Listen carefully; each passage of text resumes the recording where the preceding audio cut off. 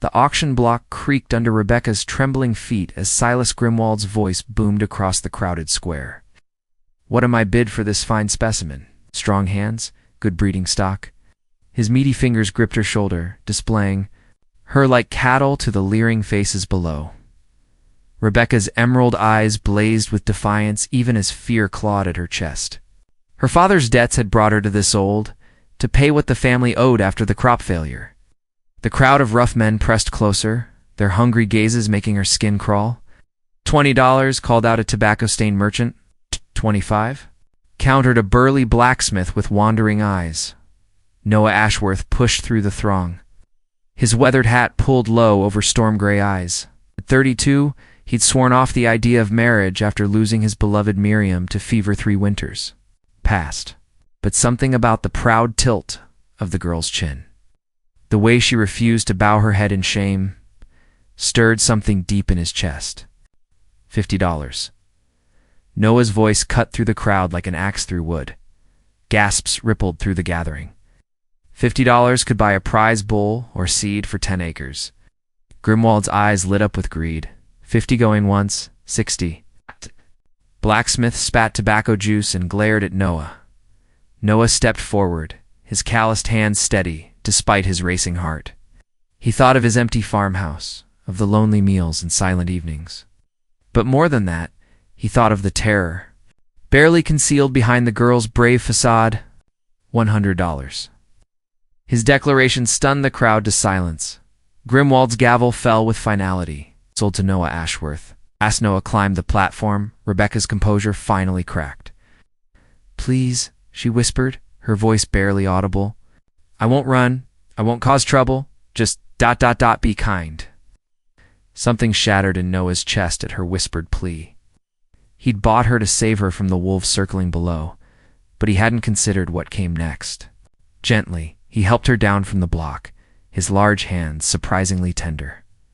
"What's your name?" he asked softly as they walked toward his wagon. "Rebecca Millfield," she replied, her voice gaining strength. "Well, Miss Rebecca, I reckon we need to discuss some things." He helped her onto the wagon seat, noting how she flinched at his touch.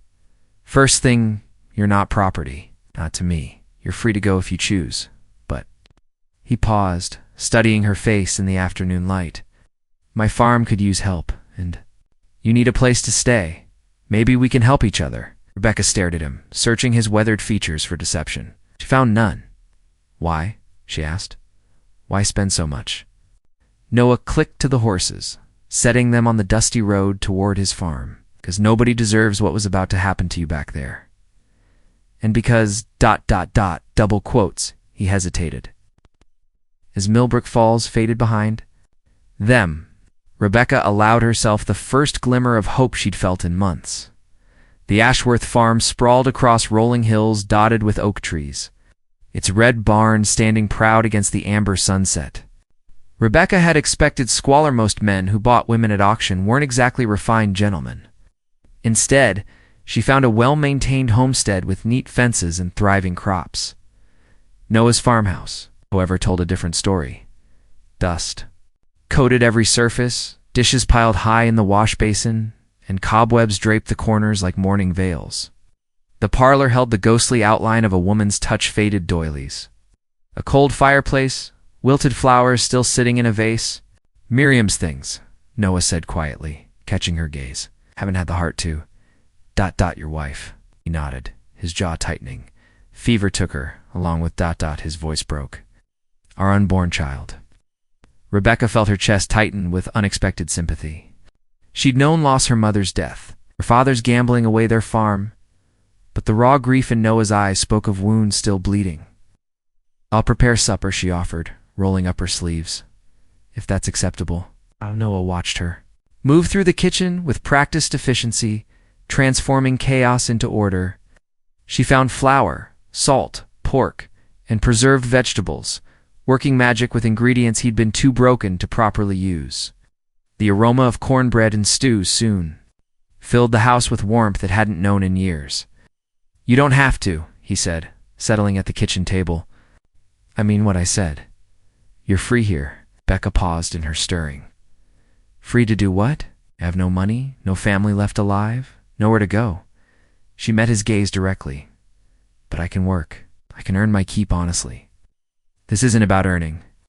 Anything it is for me. Her green eyes flashed with determination. I won't be anyone's charity case or worse. I work or I leave. Noah studied her for a long moment, then nodded slowly. Fair enough. But we do this proper. You get your own room, wages for your work, and respect. Anyone in town gives you trouble, they answer to me. As they shared the simple meal, Rebecca found herself stealing glances at her unlikely savior. Noah Ashworth was nothing like the crude men she'd expected. His hands, though work-roughened, moved with careful precision. His voice carried gentleness despite its underlying strength. When he smiled, rare occurrence, it transformed his weathered features completely. Tell me about your family, he asked over coffee. Rebecca's spoon clinked against her cup. Papa was a good man before the drink took him. After Mama died, he changed, started gambling, making bad bargains. Silas Grimwald held our debts, and when Papa couldn't pay. Shrugged, but Noah caught the pain she tried to hide. I'm sorry. Don't be. Papa made his choices. She lifted her chin proudly. I'll make mine. Right. Noah showed her to the small room off the kitchen. Clean. Simple. With a view of the vegetable garden. As she settled onto the narrow bed, she heard him moving about the house, his footsteps lonely on the wooden floors. For the first time in months, Rebecca felt safe. But safety, she was learning, could be just as dangerous as fear. Dawn crept over the Ashworth farm like a shy maiden, painting the sky in shades of rose and gold. Rebecca woke before the rooster's call, her body accustomed to early rising from years of hard work. She dressed quickly in her simple cotton dress, one of only two she owned Dan made. Her way to the kitchen, Noah was already there, standing by the window with a steaming cup of coffee, his dark hair still tousled from sleep. He wore work clothes. That emphasized his broad shoulders and lean frame, and Rebecca found herself staring longer than was proper. Morning, he said softly, not wanting to startle her. Good morning. She moved to the stove, automatically beginning breakfast preparations. What needs doing today? Noah watched her work with growing admiration. In just one night, she'd transformed his kitchen from a bachelor's mess into a welcoming space. Windows sparkled, the floors gleamed, and the scent of baking biscuits filled the air. Harvest starts next week, he said, but today... Today I thought maybe you'd like to see the rest of the farm. If you're staying, you should know what you're getting into. They walked the property together, Noah pointing out the wheat fields.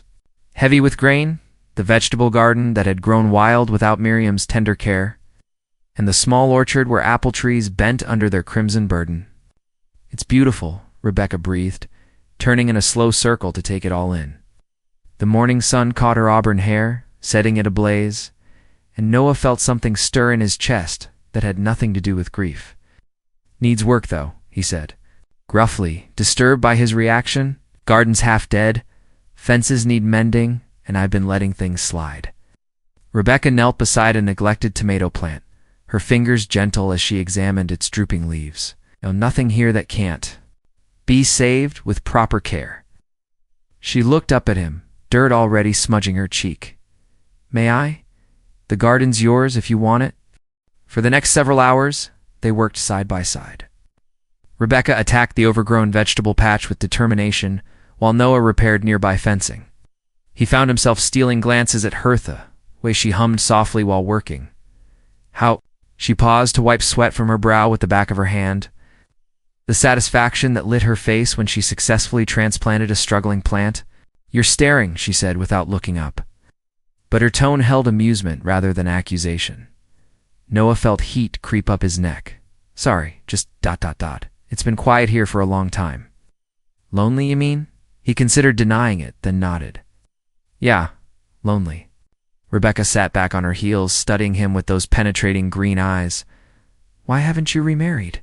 You're young enough and this is good land. Any woman in town would ... Would what? Want a grieving widower with ghosts in every room? His voice turned bitter. Besides, love like that doesn't come twice. Maybe not, Rebecca said quietly. But maybe there are different kinds of love. Their eyes met and held for a moment too long, something electric passing between them. Noah looked away first, disturbed by the flutter in his chest. That afternoon, while Noah worked in the fields, Rebecca explored the house more thoroughly. In the parlor, she found a daguerreotype of a young woman with gentle eyes and a soft smile. Miriam. She was beautiful in a delicate way, with fair hair and pale skin. Everything Rebecca was not. She found more traces of the dead woman throughout. The house. A sewing basket with half-finished embroidery. Books with pressed flowers, marking favorite passages. A music box that played a melancholy waltz. Each discovery felt like an intrusion. Yet she couldn't help but wonder what kind of woman Miriam had been. What she'd meant to Noah. That evening, as they sat on the porch watching fireflies dance in the gathering dusk, Rebecca asked, "Tell me, about her? About Miriam?" Noah's hand stilled on his coffee cup. "Why? Because she was part of your life. Part of this place. If I'm to live here." He was quiet for so long she thought he wouldn't answer. Then, slowly, he began to speak of his late wife, her kindness, her laughter, the way she'd made everything brighter just by being there. Rebecca listened without jealousy, understanding that this was sacred ground she was walking on. "Sounds wonderful," she said when he finished. She was. Noah's voice was thick with memory. "I don't know how to, after losing her, ... Not trying to replace her, Rebecca said gently. No one could. But maybe there's room for something new alongside the old. Noah looked at her then, really looked, and saw not just a desperate girl he'd rescued, but a woman of strength and grace who was slowly bringing his dead house back to life. 3 weeks passed in a rhythm of shared work and growing comfort. Rebecca had transformed not just the house but the entire farm. The vegetable garden flourished under her care, producing tomatoes, squash, and beans that were the envy of neighboring wives. She'd tackled the apple orchard with determination, pruning dead branches and harvesting fruit that now filled the cellar in neat rows of preserves and cider. Noah found himself looking forward to their morning conversations over coffee, their shared meals, and the way she hummed while working. The loneliness that had eaten at him for 3 years was slowly lifting, replaced by something he wasn't ready to name. But their growing closeness didn't go unnoticed in Millbrook Falls. "Heard you got yourself a new woman," Jeremiah Hawkins remarked. As Noah loaded supplies at the general store, banker's tone carried an edge of disapproval that made Noah's jaw clench. "Miss Rebecca helps with the farm," Noah replied evenly. "That what they're calling it now?" Hawkins smirked. "Mighty convenient buying a woman at auction. No courting, no proper wedding, ... Mind your own business, Jeremiah." But the banker wasn't finished. "Just seems to me a God-fearing man would do right by a woman under his roof. Of course, maybe she's not the marrying kind, considering how she ended up on that auction block." Noah's fist connected with Hawkins' jaw before he'd consciously decided to throw the punch. The banker stumbled backward, knocking over a display of canned goods.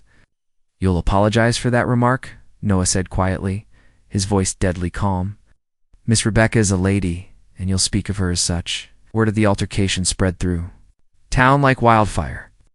By the time Noah returned to the farm, Rebecca was waiting on the porch, her face pale with worry. "Mrs. Caldwell came by," she said without preamble, "told me what happened at the store." Noah dismounted slowly, studying her expression. And now the whole town thinks I'm your ... That we're..." She couldn't finish the sentence, color flooding her cheeks. "What we are or aren't is nobody's business but ours." Rebecca stood, smoothing her skirt with nervous hands. "But it affects you, Noah. Your reputation, your standing in the community. Maybe I should go to the city, find work there." "No." The word came out sharper than he'd intended. Is that what you want, to leave?" She looked at him for a long moment, her green eyes searching his face. "What I want doesn't matter. What matters is that I've brought trouble to your door. The only trouble is small-minded fools with nothing better to do than gossip." Noah stepped closer, close enough to see the gold flecks in her eyes. "Rebecca, these past weeks have been ... I know," she said softly. "For me too. The admission hung between them like morning mist, fragile and full of possibility. Noah reached out hesitantly, his calloused fingers brushing her cheek. "I never expected to feel this way again," he whispered. "About anyone or about me?" "About anyone, but especially, double quotes." He swallowed hard. "Especially about you." Rebecca leaned into his touch, her eyes fluttering closed. "I was so afraid you only saw me as an obligation, someone you'd rescued out of pity." "Never that." His thumb traced her jawline. "You're God, Rebecca. You're everything I didn't know I needed." When he kissed her, it was with the reverence of a man who'd thought himself beyond redemption. Rebecca melted into him, her hands fisting in his shirt as 3 weeks of careful distance dissolved in an instant. They broke apart breathless, foreheads pressed together. "The town will talk," she said. "Let them talk. They'll say you're dishonoring Miriam's memory." Noah pulled back to meet her eyes. "Miriam would want me to be happy. She'd want me to live, not just exist." His voice grew stronger, and "Rebecca, you make me want to live again."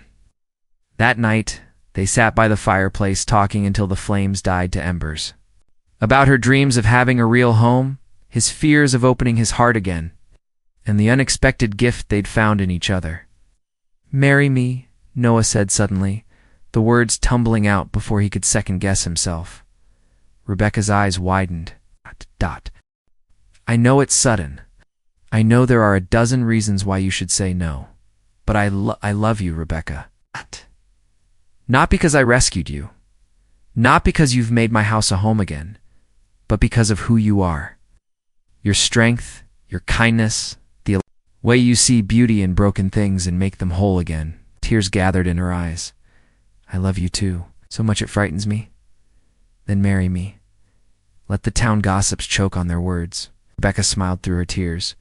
Yes, I'll marry you, Noah Ashworth." As he pulled her into his arms, neither of them noticed the shadow that passed by the window, or the way it lingered as if listening before disappearing into the night. The shadow belonged to Silas Grimwald and his presence at the Ashworth farm. That night was no coincidence. The auctioneer had been watching, waiting, and planning ever since Noah had outbid his other customers for Rebecca. $100 was more money than Grimwald had seen in months. But it had also cost him a lucrative private arrangement with Jeremiah Hawkins. The banker had specifically wanted Rebecca for reasons he'd kept to himself, offering Grimwald $50 extra to ensure he won the auction, and Noah's unexpected bid had ruined those plans. Both men had been left with scores to settle now. Grimwald crept away from the farmhouse window, his thin lips curved in a cruel smile. He'd heard enough to set his plan in motion. The next morning brought unseasonable storm clouds and an ominous knock at the door. Rebecca answered to find Sheriff Cornelius Briggs standing on the porch, his weathered face grim with reluctance. "Morning, Miss Millfield. Is Noah about?" "He's in the barn. Something wrong, Sheriff?" Briggs removed his hat, running fingers through his graying hair. "I'm afraid so, miss. Mind if I come in?" Rebecca led him to the kitchen just as Noah entered through the back door, his shirt damp with sweat from morning chores. His face darkened when he saw the sheriff, Cornelius. "What brings you out so early? Sit down, Noah. Both of you." The sheriff's tone was heavy with reluctance. "I've got papers here. Legal documents." He placed a folded document on the kitchen table with the reverence one might use for a death warrant. "Silas Grimwald is claiming breach of contract. Says the sale of Miss Rebecca wasn't completed proper, that there were irregularities." Noah's face went cold. "What kind of irregularities?" "Claims you haven't fulfilled the terms of purchase. Says a woman bought at auction needs to serve her purpose as agreed." The sheriff couldn't meet Rebecca's eyes. "He's demanding she'll be returned for resale to the rightful highest bidder." Rebecca felt the blood drain from her face. "That's impossible." "The auction was legal, the payment made." "Payment for what, though?" Grimwald's oily voice interrupted as he stepped through the open doorway uninvited. "Owie, Noah here?" "Paid for a woman, not a house guest. And from what I hear tell, she's been living here 3 weeks without fulfilling her obligations." Noah was on his feet in an instant, his chair crashing backward. "Get off my property, Grimwald." Now. No need for hostility. The auctioneer's smile was reptilian, just conducting business. Unless, of course, the girl wants to make this right by coming back with me peacefully over my dead body. That can be arranged, a new voice drawled from the doorway. Jeremiah. Hawkins entered, flanked by two rough-looking men Rebecca recognized from the auction crowd. Sheriff, I trust you'll uphold the law here. Briggs looked sick. Jeremiah, this is a bad business. It's legal business.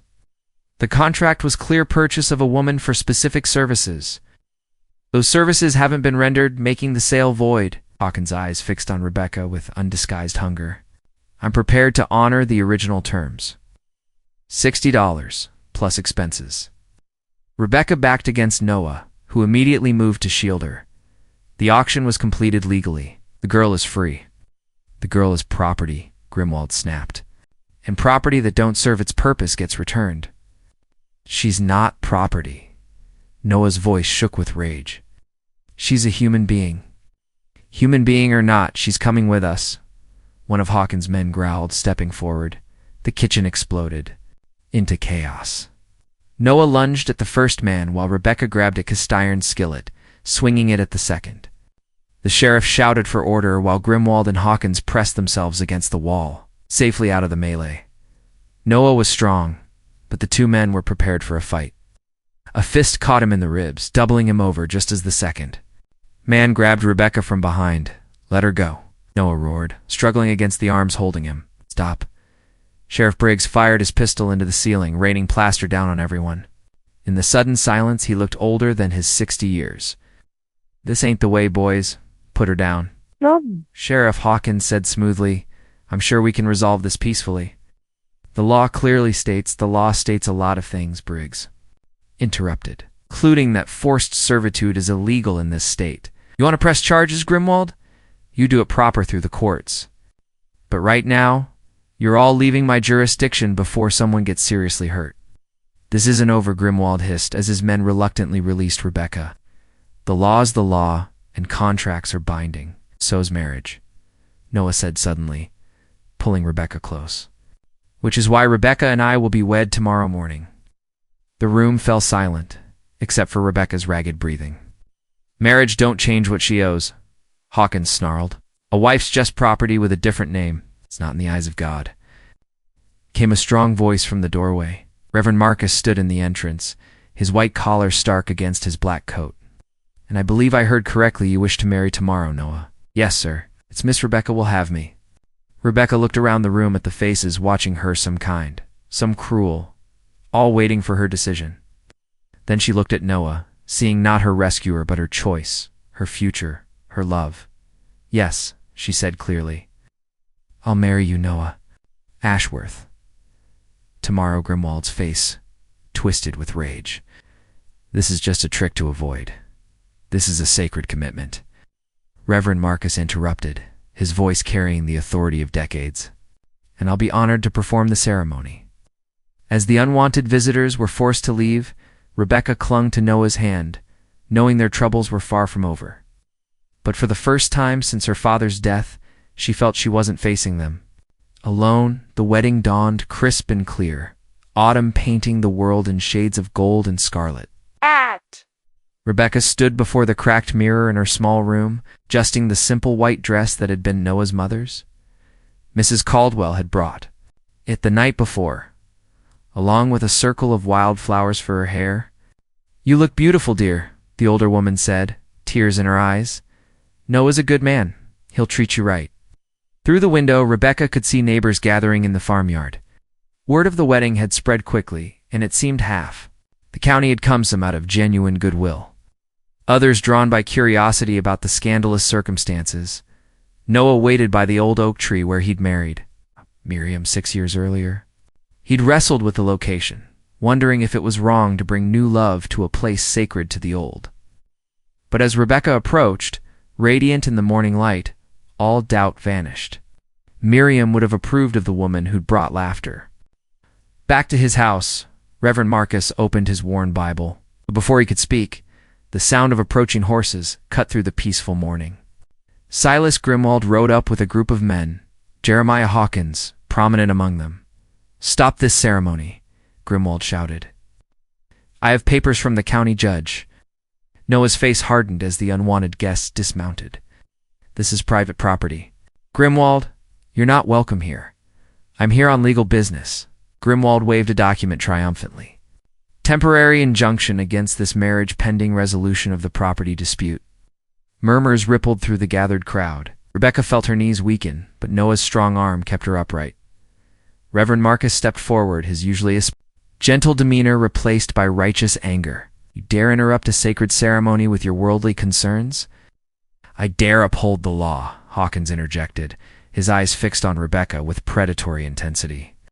This woman owes a debt that can't be canceled by marriage vows, demanded Mrs. Caldwell, her voice sharp with indignation. The girl's done nothing but work hard and bring happiness to this farm. The debt of service, Grimwald sneered. She was purchased for a specific purpose. She was rescued from men like you, Noah cut him off, his voice deadly quiet.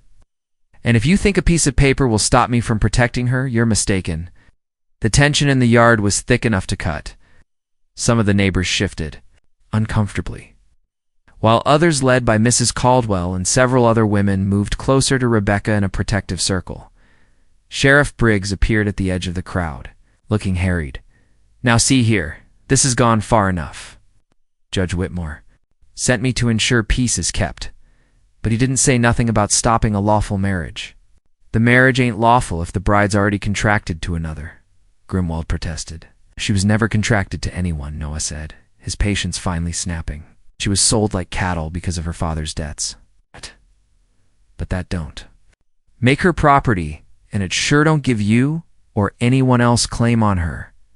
Don't it, though? Hawkins smiled coldly and produced another document. Signed agreement with her father, witnessed and sealed, promising Rebecca's hand in marriage in exchange for forgiveness of gambling debts. The paper hit Rebecca like a physical blow. Her father's familiar handwriting swam before her eyes, his signature bold at the bottom of what amounted to a bill of sale, Papa, ... She whispered, the betrayal cutting deep. Noah snatched the paper, his face growing darker as he read. This says nothing about Hawkins. Just that she'd marry to settle the debt. And who do you think was supposed to collect? Hawkins stepped closer. I held the note. I arranged the terms. She belongs to me by right. She belongs to no one but herself. Noah crumpled the paper and threw it at Hawkins' feet, and she's chosen me. Choice ain't part of the bargain. The standoff might have continued indefinitely if not for an unexpected voice from the crowd. Actually, it is. Everyone turned to see an elderly man in a fine suit picking his way through the gathering. Judge Cornelius Whitmore was known throughout the county for his fairness and his intolerance of legal bullying. Your Honor, Grimwald began, but the judge raised a weathered hand. I've reviewed all the documents, gentlemen, and while the debt agreement exists, there's a significant problem with your interpretation. He adjusted his spectacles and fixed Hawkins with a stern look. The contract specifically states that Rebecca Millfield will marry to settle her father's debts. It doesn't specify to whom. But the understanding was, Hawkins sputtered. Understanding isn't law, Mr. Hawkins. The letter of the contract is what matters. And that letter is satisfied if Miss Millfield marries anyone, thereby ensuring the debt is assumed by her husband. The judge smiled slightly, which I believe is exactly what she's attempting to do. Relief flooded through Rebecca, but the judge wasn't finished. However, there is still the matter of the auction sale. Mr. Grimwald, you sold this young woman under false pretenses, claiming ownership you didn't legally possess. It makes the sale fraudulent and the contract void. Grimwald's face went white. Now wait just a minute. No, you wait. Judge Whitmore's voice carried the weight of absolute authority. Sheriff Briggs, I want Mr. Grimwald and Mr. Hawkins escorted from this property immediately. And if they persist in harassing these good people, they'll answer to me personally. As the sheriff moved to comply, Noah turned to Rebecca, his eyes shining with love and relief. So, he said softly, shall we finish what we started? Rebecca smiled through her tears, her hand finding his. I thought you'd never ask. Reverend Marcus cleared his throat, his own eyes suspiciously bright. Dearly beloved, we are gathered here today, ... As the ancient words of commitment rang out, Across the farmyard, Rebecca felt the last of her fear fade away. She was no longer Rebecca Millfield, sold to pay debts she hadn't incurred. She was becoming Rebecca Ashworth, wife to a man who'd saved her not just from a terrible fate, but for a beautiful future. "You may kiss your bride," the Reverend announced, and Noah needed no further encouragement. The kiss was gentle at first, then deeper as the crowd erupted in cheers and applause. When they finally broke apart, Rebecca saw her new life stretching ahead, full of love, hard work, and the family she'd never dared dream she could have. 1 year later, Rebecca stood in the same vegetable garden where she'd first knelt in the dirt, but now she cradled a precious bundle in her arms. Little Josiah Ashworth, born just 3 months earlier, slept peacefully against her chest. His tiny fist curled around her finger. The garden had doubled in size under her care, providing not just for their family, but for half the county. Her preserves and pickles were famous throughout Millbrook Falls, and orders came from as far as the state capitol.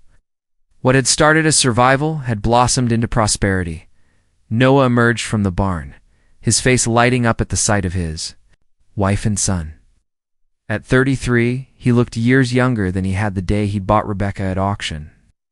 Laughter lines had replaced the deep grooves of grief, and his gray eyes held warmth instead of sorrow. "How are my two favorite people?" he asked, dropping a gentle kiss on Rebecca's forehead before caressing his son's downy head. "Josiah's been fussy all morning. Think he's getting another tooth." Rebecca leaned into her husband's embrace, still marveling at how perfectly she fit against his side. "Takes after his mama, wants everything done right and right now," Rebecca laughed, the sound carrying across the farm like music. "Are you saying I'm difficult, Mr. Ashworth? Difficult, stubborn, opinionated?" Noah's eyes twinkled with mischief. "And absolutely perfect in every way." Their peaceful moment was interrupted by the sound of approaching horses. Rebecca tensed instinctively. The old fears never completely gone, but Noah's steady presence kept her calm. Sheriff Briggs rode into the yard, but he wasn't alone. Behind him came a wagon carrying a family Rebecca didn't recognize, a man, woman, and 3 young children who looked tired and frightened. "Afternoon, Noah, Rebecca, Briggs," called out, dismounting with a grunt. "Sorry to bother you folks, but I was hoping you might be able to help these people." The man climbed down from the wagon, his clothes travel-worn, but his bearing dignified. "Name's Thomas Fairchild," he said, extending a work-calloused hand to Noah. "This is my wife Catherine, and our children Mary, Joseph, and little Anna." Noah shook the offered hand. "What can we do for you, Mr. Fairchild?" Thomas's jaw tightened. "Our farm burned out 2 weeks ago. Lightning strike took everything, house, barn, crops.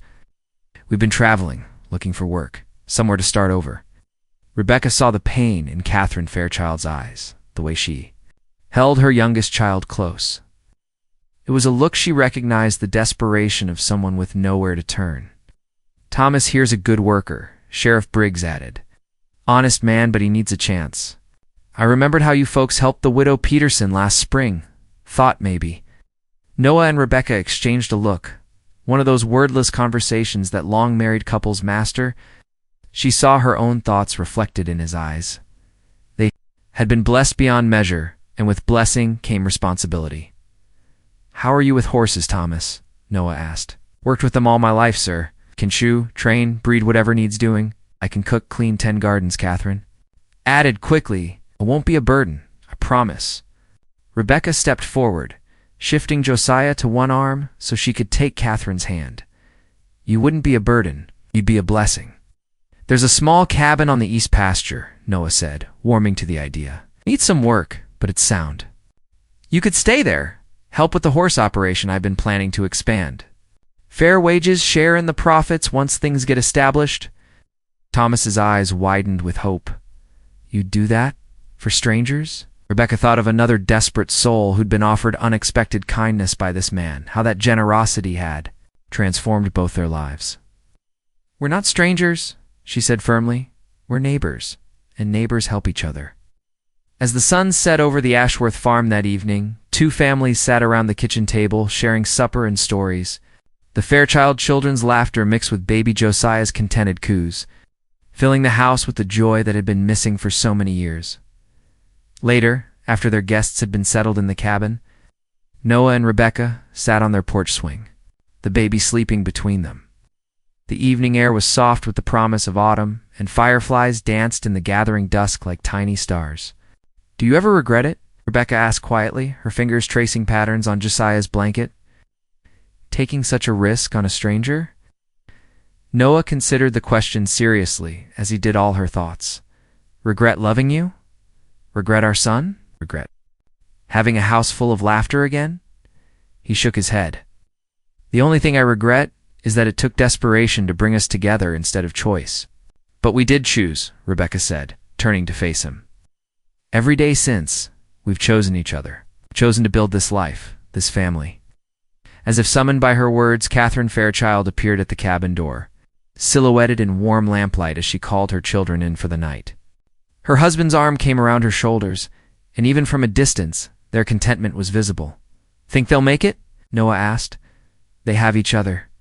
They have hope. They have people who believe in them." Rebecca smiled, remembering her own desperate first night on this farm. "It's more than enough to build a life on."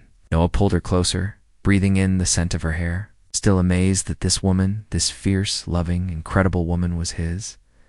"I love you, Rebecca Ashworth, and I love you, Noah Ashworth. Forever and always." Above them, the first stars appeared in the darkening sky, bearing witness to a love born from desperation, but nurtured by choice, trust, and the unshakable belief that even the most broken souls could find healing in each other's arms. The Ashworth farm stretched out around them in peaceful abundance, crops ready for harvest, animals content in their pens, and now another family beginning their own journey toward happiness. What had started with a desperate bid at an auction had become a legacy of love, hope, and the radical idea that every person deserved dignity, choice, and the chance to build something beautiful from the ashes of their past. In the months that followed, word spread throughout the territory about the Ashworth farm, not just for its prosperity, but for its kindness. Other desperate families found their way to Noah and Rebecca's door, and none were turned away. The small cabin became 2, then 3. As their community of second chances grew, Silas Grimwold and Jeremiah Hawkins eventually faced justice for their fraudulent schemes. Their reputations destroyed and their businesses ruined. Sheriff Briggs saw to it personally, having grown disgusted with their exploitation of desperate people. Years later, when Josiah was old enough to understand, Rebecca would tell him the story of how his parents met not with shame, but with pride in the courage it had taken for them to choose love over fear, hope over despair. She would teach him that true strength lay not in power over others, but in lifting others up. Just as his father had lifted her from the darkest moment of her life, and Noah, watching his son play in the same garden where he'd first seen Rebecca work her magic on dying plants, understood finally that love wasn't a finite resource to be hoarded. The more you gave away, the more you had to give. His heart, which he'd thought broken beyond repair, had not only healed, but grown large enough to encompass not just Rebecca and Josiah, but all the lost souls who found their way to their door. Auction block where Rebecca had once stood in terror was eventually torn down, placed by a small church where dozens of couples would speak their vows in the years to come. And if sometimes the autumn wind carried the echo of desperate prayers answered and lonely hearts finding home, perhaps that was just the way love worked, mysterious, transformative, and always, always possible for those brave enough to believe.